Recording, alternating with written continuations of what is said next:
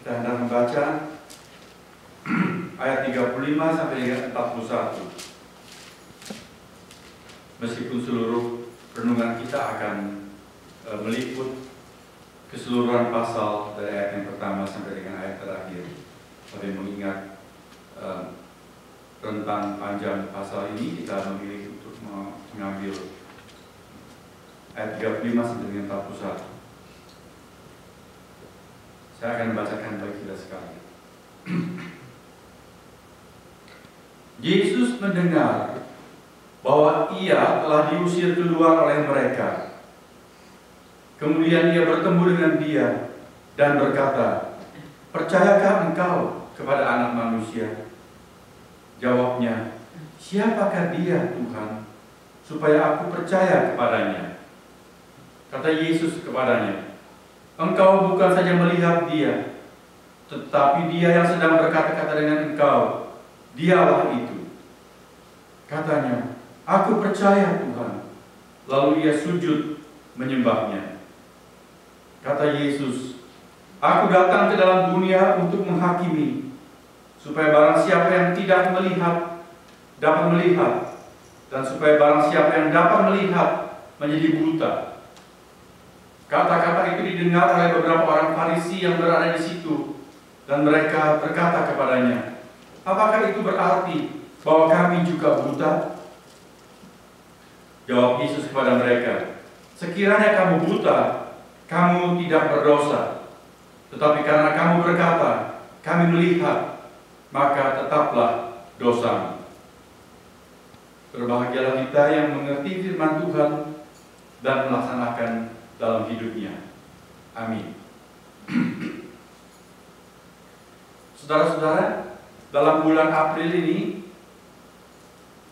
kita akan mengangkat sebuah tema khusus yang kita pilih khususnya untuk Paskah beberapa minggu yang akan datang, Paskah tanggal 20 April yang akan datang. Kita mengangkat tema "Was blind, but now I see." Aku pernah buta, atau dulu aku buta, tetapi sekarang aku sudah melihat.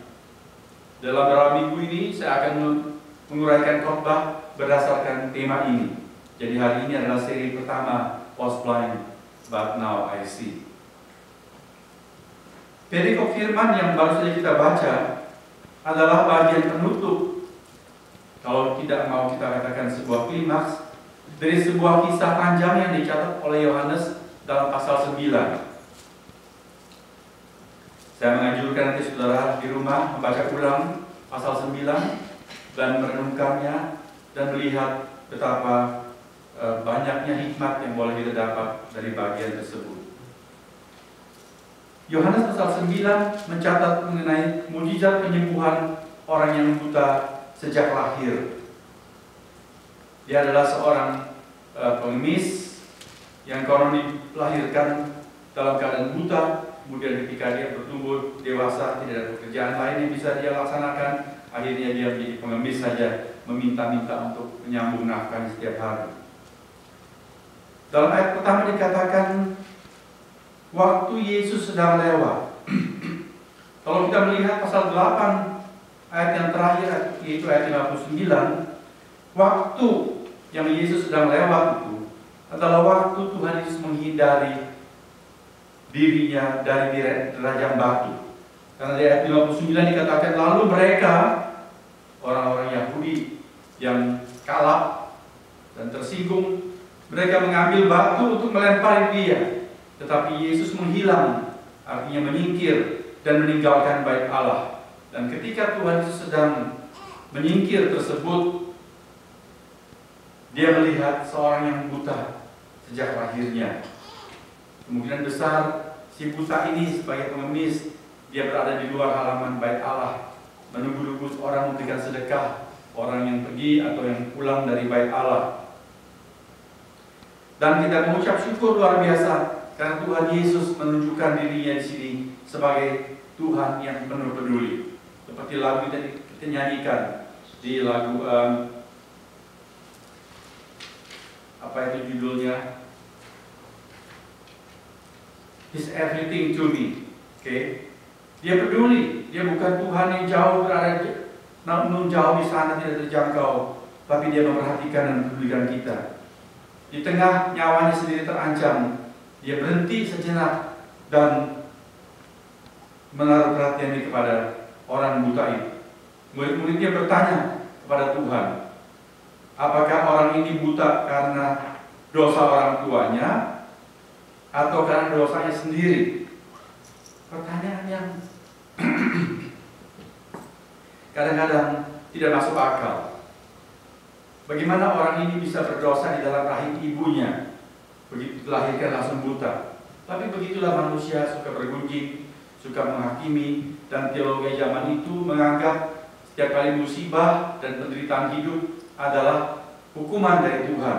Jadi orang-orang termasuk murid Tuhan bertanya, kenapa dia buta ini? Salah siapa? Tuhan berkata, bukan salah dia, bukan juga orang tuanya, tetapi supaya pekerjaan-pekerjaan Allah dinyatakan di dalam dia. Masihkah cerita kemudian Tuhan membuat tanah liat dan kemudian membuat tanah liat dengan ludahnya dan kemudian menempelkan di mata orang buta tersebut dan menyuruh orang ini pergi ke kolam Siloam membasuh. Orang ini menurut, waktu dia membasuh mukanya itu dan matanya, matanya bisa celik. Nggak tahu dia sudah umur berapa. Saya yakin paling sedikit mungkin menjelang 20 atau mungkin sudah 20-an tahun. Selama itu dia tidak pernah bisa melihat apa-apa. Orang cuma berbicara mengenai matahari yang bersinar. Dia tidak tahu bagaimana itu sinar matahari, cuma merasakan matahari itu hangat. Dia bilang, kenapa aku merasa panas? Oh, matahari bersinar terik. Dia tidak pernah melihat sinar matahari, tapi dia merasakan hangatnya matahari di kulitnya. Dia mendengar burung berkicau, tapi dia tidak mengerti makhluk macam apa itu yang disebut burung. Dia mendengar angin berdesir, lalu dia mendengar suara-suara daun berguguran, tapi dia tidak pernah melihat apa itu yang disebut pohon. Tapi hari itu dia bisa melihat semua. Dia sekarang melihat wajah orang-orang di sekitar dia yang biasanya cuma dengar suaranya saja. Lalu dia pulang, tetangga-tetangganya semua melihat, loh, ini kan si buta. Kalau sekarang dia sudah jalan nggak pakai tongkat, dan matanya sudah menjadi normal, tidak lagi berwarna lain. Bukan kalau orang buta mungkin putih dan apa, dia sudah normal. Betul dia atau bukan? Yang satu bilang, cuma mirip dengan dia, serupa tapi tak sama. Yang lain berkata, memang ini betul si pengemis buta. Bagaimana dia bisa sembuh? Lalu si buta itu berkata, memang aku ini yang dulu buta, tapi sekarang aku bisa melihat. Dan orang-orang bertanya, bagaimana dia bisa melihat dan nanti dia menciptakan. Saudara, perikop ini dimulai dengan yang kita baca tadi. Yesus mendengar bahwa ia telah diusir keluar oleh mereka. Ia itu adalah si buta ini, atau bekas si buta. Dia telah diusir keluar oleh siapa? Oleh para penghulu agama, oleh orang Farisi dan pemimpin-pemimpin agama Yahudi. Dia diusir keluar, bukan cuma diusir keluar dari bait Allah, tetapi di dalam bahasa asli dia itu diusir keluar dari komunitas. Dia tidak boleh berada lagi dalam lingkungan sinagoga atau rumah-rumah sembahyang. Dia dikeluarkan dari lingkungan komunitas Yahudi. Dia tidak ada lagi orang yang mau bergaul dengan dia. Dia tidak boleh lagi berbelanja. Dia lagi dianggap betul-betul dia dikucilkan istilahnya. Apakah artinya Tuhan bertemu dengan dia? Di dalam terjemahan lama, terjemahan lain maksud saya, di sana dikatakan bahwa Tuhan menjumpai dia. Berarti Tuhan memonitor apa yang terjadi dengan orang ini, sebab Tuhan tahu sesudah disembuhkan dia mungkin akan mengalami banyak kesulitan. Dan Tuhan memonitor, dan betul saja dia sudah diusir keluar dari lingkungan komunitas Yahudi, dan kemudian Tuhan mengunjungi dia. Dalam artian pertama, saudara-saudara, ini menunjukkan Tuhan Yesus sangat menghargai orang ini. Tuhan Yesus sangat menghargainya karena dia itu selain teguh di dalam pendirian, dia juga seorang yang setia. Bahkan ketika ayah ibunya sendiri pun takut dekat dengan dia, karena ayah ibunya ditanya oleh orang Farisi, apakah betul ini anakmu? Apakah betul anakmu ini dulu lahir buta? Bagaimana dia bisa melihat? Ayah ibunya menjawab dengan mencari keselamatan buat dirinya sendiri. Mereka berkata, ini betul anak kami. Dulu dia betul lahir dengan buta. Mengenai sekarang dia bisa melihat, kami tidak tahu mengapa dan bagaimana itu bisa terjadi. Dia sudah dewasa, tanyalah sendiri kepada dia. Dan orang tuanya mengatakan demikian, karena orang tuanya sudah mendengar orang-orang Farisi berkata, barang siapa yang berani mengakui bahwa Yesus adalah Kristus, Yesus adalah Mesias, orang itu akan dikucilkan keluar dari lingkungan komunitas Yahudi. Jadi ayah ibunya takut. Ayah ibunya sendiri tidak berani mengakui peristiwa yang dialami oleh anaknya. Tetapi anak ini dia tetap teguh. Saudara, kalau saudara membaca pasal 9, kita melihat bagaimana orang ini begitu tegar. Ketika dia dibawa ke orang-orang Farisi, orang Farisi bertanya, bagaimana kamu bisa melihat kalau memang kamu buta? Dia menceritakan apa adanya. Seorang bernama Yesus mengaduk tanah dan menempelkan di mataku, menyuruh aku membasuh di kolam Siloam. Aku basuh dan aku melihat. Lalu orang-orang Yahudi berkata, orang itu pasti tidak datang dari Allah, sebab dia tidak memelihara hari Sabat. Karena Tuhan Yesus menyembuhkan si buta ini pada hari Sabat. Dan mengaduk tanah menjadi tanah liat itu termasuk bekerja. Dan di hari Sabat tidak boleh bekerja. Sebagaimana mungkin saudara sudah tahu, pernah mendengar bahwa orang Yahudi itu, terutama orang-orang Farisi dan para ahli Taurat, begitu mencintai Taurat, tapi sampai kebablasan. Mereka berusaha untuk melaksanakan Taurat.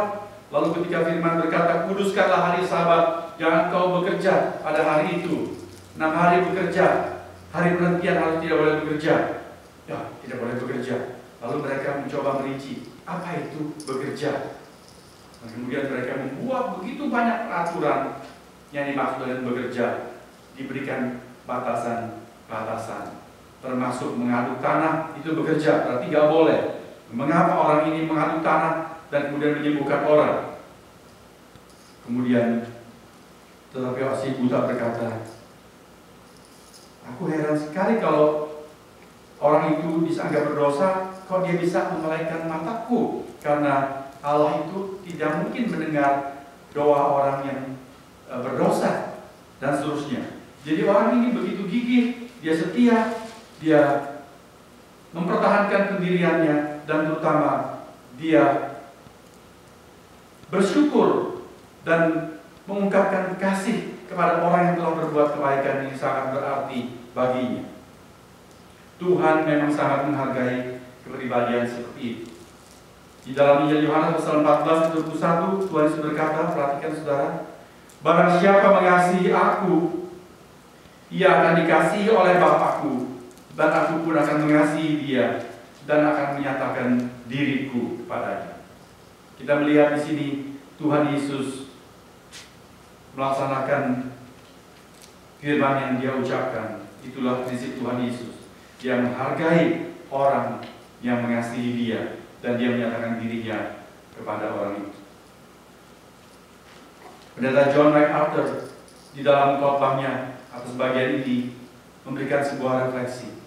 Dia mengatakan, ketika aku mempelajari bagian ini, aku berpikir pada diriku sendiri, betapa kita orang-orang Kristen harus malu dengan orang buta ini. Sebab orang buta ini bahkan dia bukan murid Tuhan Yesus. Dia cuma pernah mendengar orang ini bernama Yesus. Melihat orang itu pun dia belum pernah. Dia bahkan belum percaya kepada orang itu. Kita sebaliknya adalah orang-orang yang sudah mendengar Injil Yesus Kristus, mengerti bagaimana dia penuh anugerah kepada saudara dan saya. Kita mendengar begitu banyak firman dan pengajaran. Tetapi apakah kita mempunyai kegigihan, kesetiaan, dan ungkap terima kasih seperti si buta ini? Apa kita berani untuk membayar harga karena kita disebut murid Kristus? Apakah kita berani untuk tidak berkompromi dan tidak mau menukar atau membiaskan sedikit pun sebuah kebenaran? Hitam adalah hitam, putih adalah putih. Jadi si buta ini sungguh menjadi sebuah teladan dan juga acuan yang harus membuat kita mawas diri. Pendeta MacArthur mengatakan orang ini mempunyai karakter yang bagus. Dia memiliki keberanian, dia memiliki kesetiaan, dia berani membayar harga, apapun harganya itu, untuk tidak berkompromi, mengatakan yang sebenarnya. Banyak orang Kristen sudah mengerti, sudah mendengar banyak pengajaran, tapi di depan sesama manusia masih sungkan, masih takut nanti dikomentari begini, takut dibilang begitu, lalu kita menggeser Tuhan. Bagaimanakah Allah akan menghargai kita kalau kita sendiri tidak menghargai Allah? Di bagian yang pertama, marilah kita belajar kebenaran tersebut. Tuhan menghargai orang-orang yang setia, berterima kasih, dan mengasihi Dia. Yang kedua, Tuhan mencari dan mengunjungi si bekas buta ini, terutama adalah untuk memberikan berkat yang lengkap, berkat yang terpenting, yaitu pengenalan akan Tuhan sebagai anak Allah. Orang ini sudah disembuhkan dari kebutaannya. Tetapi apa artinya kesembuhan jasmani bila tidak memperoleh kesembuhan rohani? Saudara-saudara, Tuhan Yesus menyatakan diri kepada si buta dengan maksud tersebut. Tuhan tahu pentingnya mengenal Dia secara pribadi. Tidak cukup hanya wahyu umum saja. Tidak cukup hanya mengalami, oh betapa dia adalah orang baik. Tuhan mau orang ini sampai kepada suatu tahap puncak yang paling penting, yaitu mengenal Yesus Kristus sebagaimana mestinya dikenal. Kita melihat progres perkembangan rohani orang yang dicelikan ini. Kalau saudara membuka Yohanes pasal 9, marilah kita melihat beberapa tahapan progres perkembangan kerohanian orang ini. Hari bersama dengan saya membuka Yohanes pasal 9. Kita melihat ayat yang ke-10 dan 11.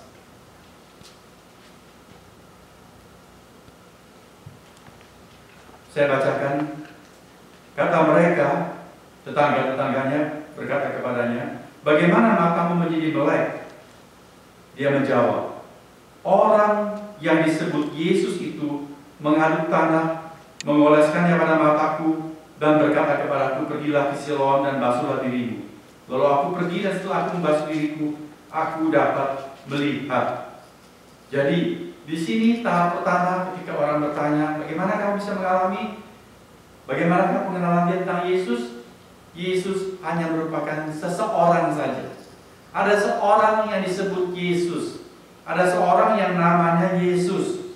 Dia cuma mengenal Yesus sebagai salah seorang dari sekian banyak orang di dalam dunia dan kehidupan sehari-hari. Tapi kemudian di ayat ke-17, orang-orang Farisi bertanya kepada si buta ini, lalu kata mereka pula kepada orang buta itu, "Dan engkau, apakah katamu tentang dia, karena ia telah memelaikan matamu?" Jawabnya, "Ia adalah seorang nabi. Dalam waktu hanya beberapa jam saja, dia sudah berkembang dari memandang Yesus hanya sekedar sebagai salah seorang dari sekian banyak orang. Dia melihat, memandang Yesus sebagai nabi, karena pekerjaannya yang sungguh luar biasa dia alami untuk dirinya." Kemudian di ayat 31 dan ayat 31 dan 33, dia berkata, kepada orang-orang Farisi itu. Jikalau orang itu tidak datang dari Allah, ia tidak dapat berbuat. Ayat 31 maaf. 31 dia berkata, kita tahu bahwa Allah tidak mendengarkan orang-orang berdosa, melainkan orang-orang yang saleh dan yang melakukan kehendaknya. Ayat 33. Jikalau orang itu tidak datang dari Allah, ia tidak dapat berbuat apa-apa. Jadi si mantan buta ini berkembang di dalam pengenalannya akan Tuhan Yesus. Saya merenungkan kemungkinan besar ketika dia menjadi seorang pengemis di sekitar bait Allah, ketika di dalam bait Allah ada khotbah, dia juga bisa mendengar khotbah-khotbah itu. Meskipun dia tidak boleh masuk karena dia cacat, tetapi dia mendengar dan dia menangkap bahwa Allah hanya mendengarkan orang-orang yang saleh. Dan orang ini bisa menyembuhkan aku. Tentu dia orang yang saleh, orang yang dekat dengan Allah. Dan bahkan dia tentu datang dari Allah. Bagaimana orang-orang Farisi ini, para pemimpin, mengatakan dia tidak mengenal orang ini? Dia berkata, mengherankan sekali. Saudara lihat, orang yang sederhana ini tidak pernah belajar teologi, tapi dia bisa berargumentasi dengan para pemimpin agama. Sampai di sana dia sudah mempunyai pengenalan yang cukup banyak tentang Yesus, tapi Tuhan Yesus tahu itu belum cukup.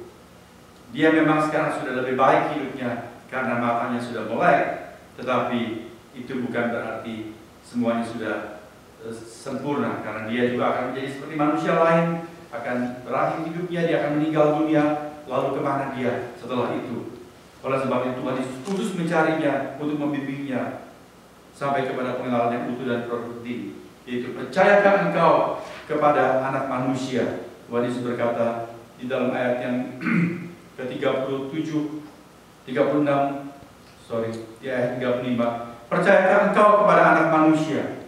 Di dalam terjemahan lain, di sini dikatakan percayakah engkau kepada Anak Allah?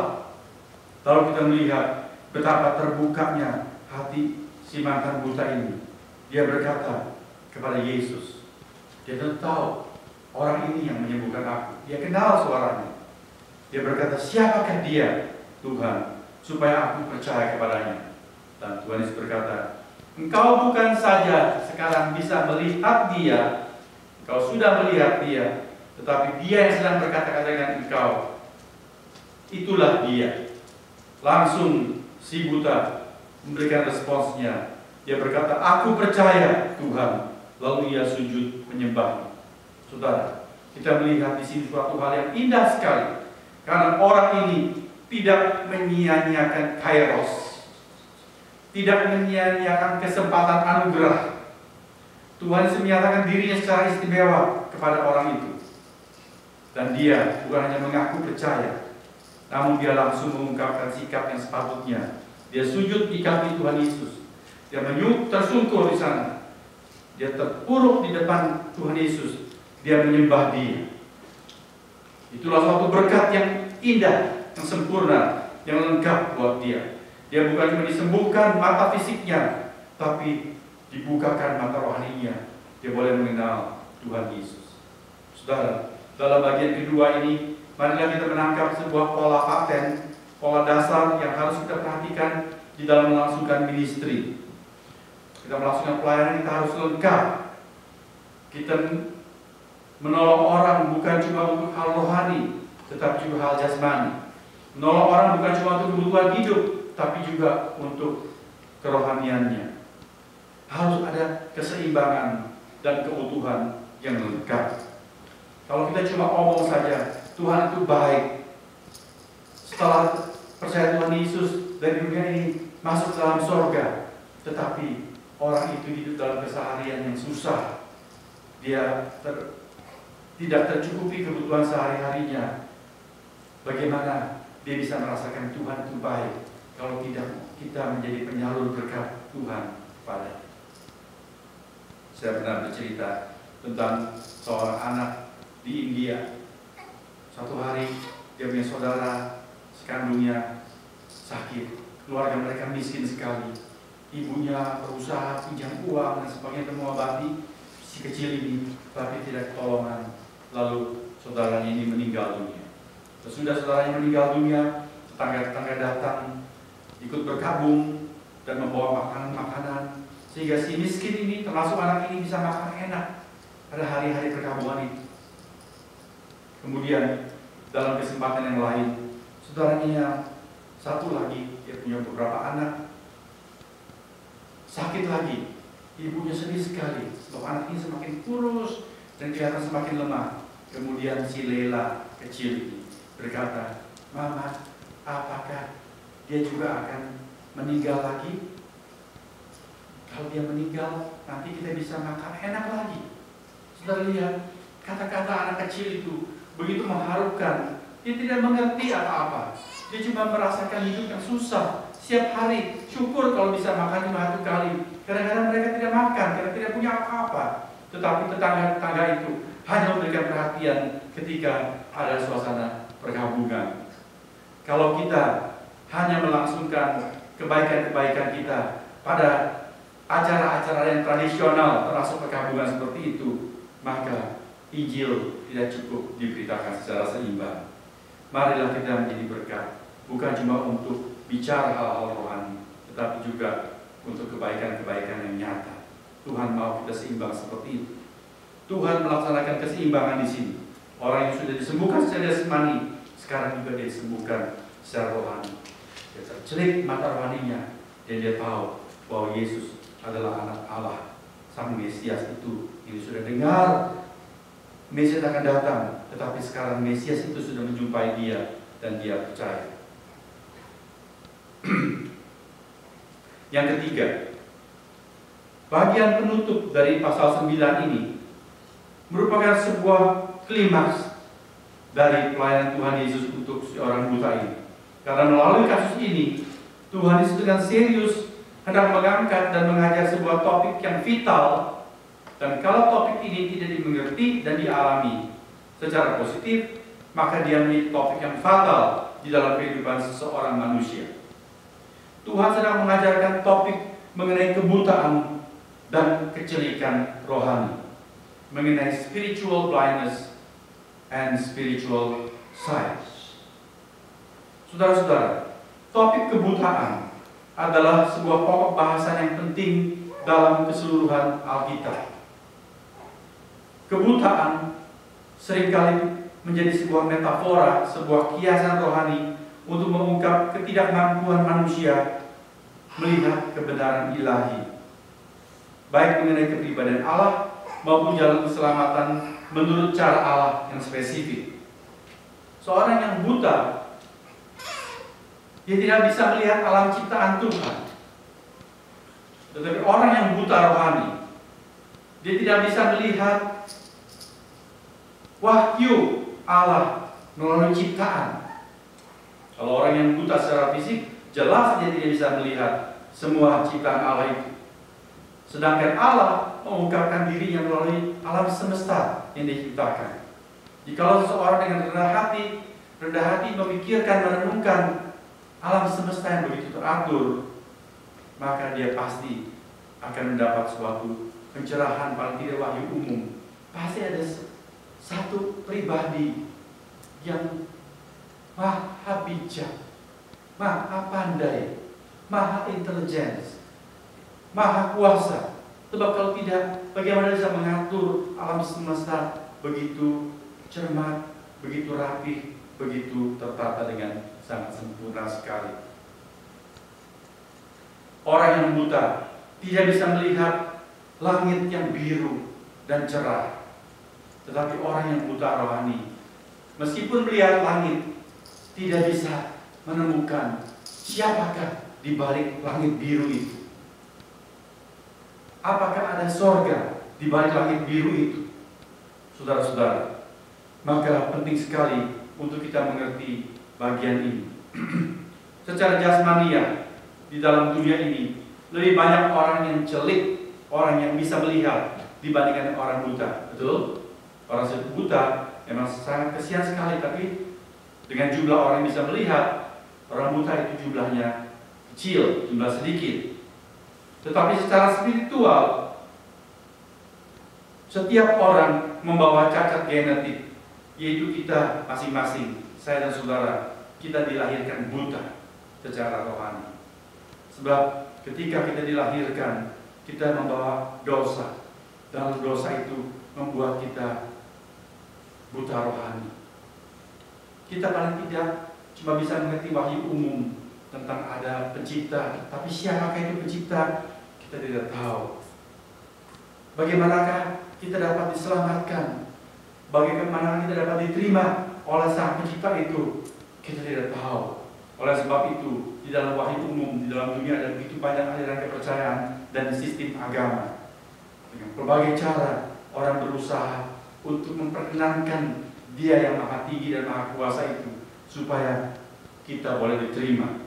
Dengan sistem korban, sistem amal sedekah, sistem menyiksa diri dan sebagainya. Itu semua cara-cara bukan cara yang Allah tetapkan. Tetapi kalau kita, atau karena kita buta rohani, kita tidak bisa mengetahui bagaimana kita dapat diselamatkan. Kita membutuhkan anugerah Allah, inisiatif Allah. Seperti orang buta di dalam pasal 9 Injil Yohanes ini. Dia menerima kecelikan, bisa melihat. Semua itu adalah karena inisiatif Tuhan Yesus. Dia tidak mengenal Tuhan Yesus. Dia tidak memohon, tidak mengajukan doa kepada Tuhan Yesus. Tapi Tuhan Yesus berhenti, menyempatkan untuk melakukan sesuatu atas dia. Setelah melihat, itu adalah inisiatif Allah bagi si buta ini. Demikian juga untuk kita, si buta rohani. Kita membutuhkan inisiatif Allah. Allah mengulurkan tangannya, memberikan anugerah kepada kita. Kalau saudara dan saya sempat mendengar firman Tuhan, itu adalah berkat Allah, inisiatif Allah bagi kita. Kita boleh mendengar Injil, kita boleh mendengar lewat firman Tuhan mengenai Allah yang mengasihi kita. Di minggu-minggu Paskah ini, setiap tahun secara khusus kita mendengar kembali Allah yang mengasihi manusia yang berdosa, sehingga Dia mengutus anak yang tunggal untuk turun ke dunia dan mati di kayu salib menggantikan kita orang berdosa. Semua itu adalah inisiatif Allah. Dan untuk maksud inilah Tuhan Yesus datang. Di dalam Injil Lukas pasal 4 ayat 18 dan 19, pada satu hari Tuhan Yesus mengunjungi sebuah rumah sembahyang, dan sebagaimana adat istiadat mereka, jika ada seorang tamu yang dipandang representatif untuk membaca atau memberikan komentar mengenai Taurat, maka orang itu diberi kesempatan. Dan karena Tuhan Yesus sudah mulai dikenal sebagai seorang rabi, maka dia diberi kesempatan untuk membaca Alkitab. Waktu itu dia diberikan gulungan kitab Nabi Yesaya oleh membaca ayat 18 dan 19. Roh Tuhan ada padaku, oleh sebab Ia telah mengurapi aku untuk menyampaikan kabar baik kepada orang-orang miskin, dan Ia telah mengutus aku untuk memberitakan pembebasan kepada orang-orang tawanan, dan garis bawahi, penglihatan bagi orang-orang buta, untuk membebaskan orang-orang yang tertindas, untuk memberikan tahun rahmat Tuhan telah datang. Jadi, salah satu versi dari Tuhan Yesus datang membawa anugerah adalah Dia datang untuk membawa kabar baik dan memberi penglihatan kepada orang-orang buta. Tentu di sini kita mengerti itu lebih bersifat kiasan, karena dalam pelayanan Tuhan Yesus Dia tidak selalu menyembuhkan orang buta. Dia beberapa kali memang mengadakan mujizat menyembuhkan orang buta, tetapi tidak setiap orang buta disembuhkan oleh Tuhan Yesus. Namun Dia hendak memberi penglihatan kepada setiap orang yang buta secara rohani. Sayangnya, sebagaimana kita melihat di dalam kasus Yohanes pasal 9, tidak setiap orang-orang buta itu ngeh atau sadar bahwa dirinya buta. Buta bisa berarti dua hal. Buta rohani maksudnya. Satu, buta rohani tidak bisa mengerti mengenai Allah dan kebenaran-kebenarannya. Tidak mengerti bahwa Allah itu maha suci. Apa itu kemahasucian Allah? Bagaimana sikap Allah terhadap dosa? Orang buta rohani tidak sungguh-sungguh bisa mengerti kebenaran-kebenaran seperti itu. Tetapi yang lebih parah, orang buta rohani yang jenis kedua adalah buta rohani karena mereka mempunyai satu konsep-konsep yang salah kaprah, lalu mereka mempertahankan konsep-konsep tersebut, membuat matanya semakin tertutup terhadap kebenaran-kebenaran rohani yang sejati. Inilah buta rohani yang lebih parah lagi. Kita lihat dalam pasal 9 Injil Yohanes, kasus orang-orang Farisi sebagai contoh orang-orang yang buta rohani dalam artian negatif yang kedua, yaitu mereka mempunyai suatu pemahaman-pemahaman karena status quo mereka adalah pengajar rohani yang terpandang di Israel, lalu mereka menjadi sombong. Mereka pikir mereka adalah orang yang tahu segala-galanya karena mereka mempelajari Taurat. Lalu mereka mempunyai tradisi-tradisi yang mereka pelihara, termasuk seperti tradisi Sabat. Mereka mengukur kesalehan orang dari mematuhi segala adat istiadat Sabat atau tidak. Mereka secara gegabah menghakimi orang. Dan kemudian mereka menjadi orang yang ngeyel ketika ada orang yang berbeda pandangan dengan mereka. Mereka itu bertentangan dengan Tuhan Yesus karena Tuhan Yesus mengajar dan mempraktikkan hal-hal yang tidak sepaham, tidak sealiran, tidak seperti biasa mereka ajarkan dan laksanakan. Dan Tuhan Yesus mengancam status quo mereka. Oleh sebab itu, ketika orang buta ini mendapat manfaat dari pelayanan Tuhan Yesus, maka orang Farisi langsung mengambil bloknya yang bertentangan dengan si buta. Sebab mereka menganggap si buta ini adalah blok Tuhan Yesus. Dan orang semacam ini susah sekali untuk diluruskan, susah sekali untuk mendapat penjelasan yang benar. Kita boleh membandingkan dengan orang-orang ateis.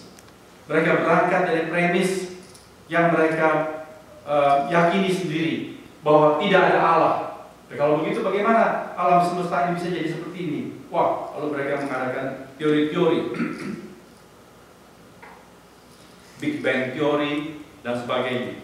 Lalu bagaimana tentang semua spesies dalam dunia ini? Wah, lalu mereka menganut teori evolusi. Mereka ngeyel terus. Kalau mereka jujur, mereka rendah hati, mereka mau membuka wawasan lebih luas, mestinya mereka mengaku bahwa teori-teori yang mereka ajarkan itu sesungguhnya tidak masuk akal. Mereka harus dengan rendah hati mengakui ada satu pribadi yang sungguh-sungguh berhikmat mengatur segala sesuatu ini. Saudara, saya berikan contoh sederhana. Di rumah kami ada beberapa burung kenari. Kami pelihara burung kenari. Lalu burung-burung itu berjodoh dan mereka membuat sarang, mereka bertelur. Mereka membuat sarang begitu rapi. Kita tidak mungkin membuat sarang seperti itu. Dari jerami kita berikan, kita mau buat atur pun tidak bisa bagus seperti burung itu. Dia begitu dia masuk, dia cuma goyang-goyang badannya, sudah jadi bagus, rapi sekali, bundar, ser betul-betul, saudara-saudara. Indah. Kemudian dia melepaskan telurnya. Saya baru tahu bahwa telur terakhir burung kenari itu umumnya berwarna kebiruan. Itu saya baca di internet. Waktu saya pelihara burung di Indonesia, burung kenari saya tidak tahu akan hal ini. Burung kenari biasanya bertelur berjumlah antara 3 sampai dengan 6. Supaya nanti menetas bareng, biasanya begitu telur pertama kita pisah, telur kedua kita pisah supaya dia jangan sempat terami. Sebab kalau berami nanti hari pertama netas, yang lain baru hari kedua, hari ketiga, beda 1 hari saja anak itu sudah besar sekali. Yang terakhir bisa tidak dapat makan, akhirnya mati. Jadi kita pisahkan. Namun telur keberapakah yang terakhir? Kapan kita harus meletakkan semua telur yang tadi kita pisahkan supaya sempat sekali dirami? Sudah waktunya mengeram, saudara. Ternyata umumnya induk kenari melepas telur terakhir itu warnanya lain. Warnanya itu kebiru-biruan. Kalau yang lain tuh agak seperti ada totor-totor coklat, atau lebih putih, lebih cerah warnanya, atau lebih gelap. Tapi telur terakhir umumnya berwarna biru, agak biru. Saudara langsung lihat lain warnanya dari telur-telur yang terdahulu. Saudara, bagaimana itu dijelaskan secara evolusi? Jelas saya masukkan. Saya menceritakan ini bukan ceramah bagaimana berternak burung kenari, tapi untuk menjelaskan kepada kita ada satu oknum, satu pribadi dengan inteligensia yang luar biasa mengatur itu secara demikian rupa sehingga dari dahulu sampai sekarang dan yang akan datang, dari zaman purba sampai zaman yang super modern seperti ini, burung kenari setiap melepas telurnya yang terakhir, telur terakhir itu berwarna biru, lebih biru daripada yang lain sehingga kita tahu bahwa itu adalah telur terakhir. Bagaimana itu bisa dijelaskan secara evolusi? Saudara, orang yang buta rohani, ngeyel, dia tetap tidak mau percaya bahwa ada satu pribadi dengan inteligensia yang luar biasa, sempurna. Tetapi orang yang rendah hati akan berpikir, ini pasti tidak terjadi secara kebetulan. Dan bukan karena suatu perkembangan evolusi. Pasti ini ada suatu rancangan. Di dalam DNA burung itu, di dalam keturunannya, ada DNA itu, sehingga setiap kali melepas telur terakhir, warnanya itu lain daripada telur-telur terdahulu. Saudara-saudara, bahayanya adalah ketika seseorang ngeyel seperti itu, Tuhan Yesus mengatakan suatu statement yang sangat serius sekali. Tuhan Yesus berkata, "Aku datang ke dalam dunia untuk menghakimi, supaya barang siapa yang tidak melihat dapat melihat." Artinya orang yang karena genetika rohani, kita semua buta rohani, tetapi mempunyai keterbukaan kepada Tuhan. Meskipun dia sesungguhnya tidak bisa melihat, tetapi dia akan dimungkinkan untuk dapat melihat. Dan sebaliknya, mereka, barang siapa yang dapat melihat, yang menganggap dirinya sudah cukup pintar, serba tahu, mengerti semuanya, tidak perlu pencerahan apa-apa, Tuhan Yesus berkata, orang itu akan menjadi buta. Apa maksudnya? Di dalam Matius pasal 15 ayat ke-12 sampai 14, inilah ayat terakhir yang hendak saya ajak kita baca dan kemudian kita akan mengakhiri khotbah kita. Saya ingin ajak kita membaca bersama-sama Matius pasal 12, Matius pasal 15 ayat 12 sampai dengan yang ke-14.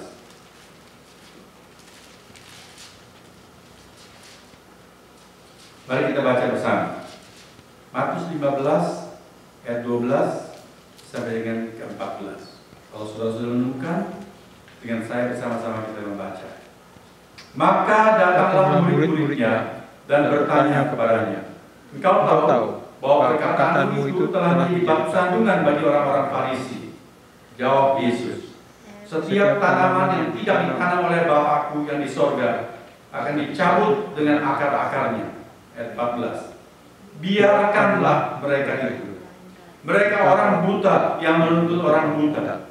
Jika orang buta menuntut orang buta, pasti keduanya jatuh ke dalam lubang." Yang saya maksudkan serius dan sangat bahaya sekali adalah pernyataan Tuhan dalam ayat 14. Biarkanlah mereka itu. Let them alone. Biarkanlah mereka itu. Artinya Tuhan pun tidak memperdulikannya lagi. Jikalau seorang sudah dijelaskan, diupayakan untuk mengerti kebenaran, tetapi karena satu dan lain sebab, antara lain karena kesombongannya, karena kepongahan, atau karena dia lebih berminat kepada hal-hal lain di luar kebenaran dan semua harta rohani, Tuhan Yesus berkata, biarkanlah orang itu. Biarkanlah dia tetap tinggal buta. Di dalam Yohanes pasal 9 ayat 40 dikatakan di sana, kata-kata itu didengar oleh beberapa orang Farisi yang berada di situ, dan mereka berkata kepada Tuhan Yesus, "Apakah itu berarti bahwa kami juga buta?" Waktu Tuhan bilang begitu, Artinya aku datang untuk menghakimi siapa yang tidak melihat, tak melihat, dan supaya barang siapa yang dapat melihat jadi buta. Mereka bertanya, apa kau maksudkan kami juga dimaksudkan buta? Lalu Tuhan berkata, kalau kamu buta, artinya kalau kamu menyadari dan mengakui bahwa dirimu buta, kamu tidak berdosa. Tetapi karena kamu berkata, kami melihat, maka tetaplah dosamu. Saudara melihat di sini kaitkan antara buta dan dosa. Kalau kamu sadar dan mengaku bahwa dirimu buta rohani, kamu tidak berdosa. Artinya dosamu akan diampuni. Kamu akan menerima pembasuhan dan kamu akan melihat kebenaran. Kamu akan mengenal Tuhan dan kamu menerima keselamatan. Tetapi karena kamu mengatakan, kami sudah melihat, kami sudah mengerti, kamu jangan banyak cincong, tidak usah mengajar kami, maka tinggallah kamu di dalam dosamu. Itulah yang sangat fatal sekali. Seorang yang buta rohani, tapi terbuka hatinya kepada Tuhan, seperti si pengemis buta ini, dia akan berakhir dengan penyembahan kepada Tuhan. Tetapi orang-orang macam orang Farisi yang ngeyel, merasa dirinya sudah beres segala sesuatu, mendengar firman Tuhan dengan acuh tak acuh dan begitu sombong, tidak mau menerima, mereka berakhir dengan kebinasaan karena Tuhan mengatakan, biarkanlah mereka. Kita sudah pernah mendengar kalimat ini, I was blind, but now I see. Kita sudah sering bahkan menyanyikannya di dalam lagu Amazing Grace yang ditulis oleh John Newton. Tapi sekarang saudara, marilah setiap kali kita menyanyi, kita menyanyikan dengan lebih mengerti. Kita menyanyikan dan mengucapkan itu dengan menyadari dan mengakui kebutuhan kita, yaitu kebutaan kita. Kebutuhan saya dan kebutuhan saudara. Ada begitu banyak hal yang tidak kita mengerti. Kita perlu pencerahan Tuhan. Di dalam kitab Wahyu, surat terakhir dari 7 surat kepada jemaat-jemaat di Asia Kecil, yaitu surat kepada Laodikia, Tuhan Yesus berkata kepada mereka, karena kamu mengatakan kamu itu kaya, kamu tidak kekurangan apa-apa, dan kamu serba cukup, padahal kamu itu miskin, buta, dan telanjang.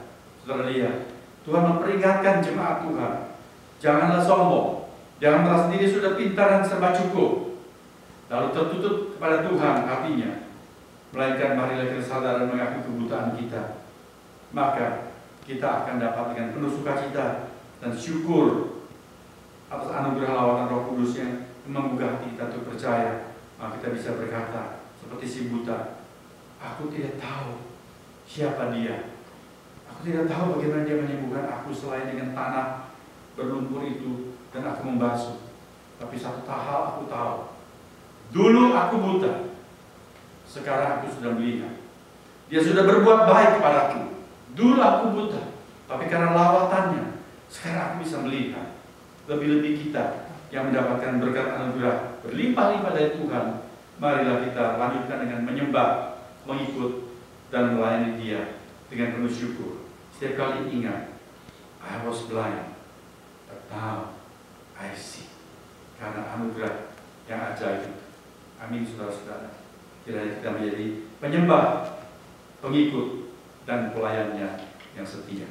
Amin.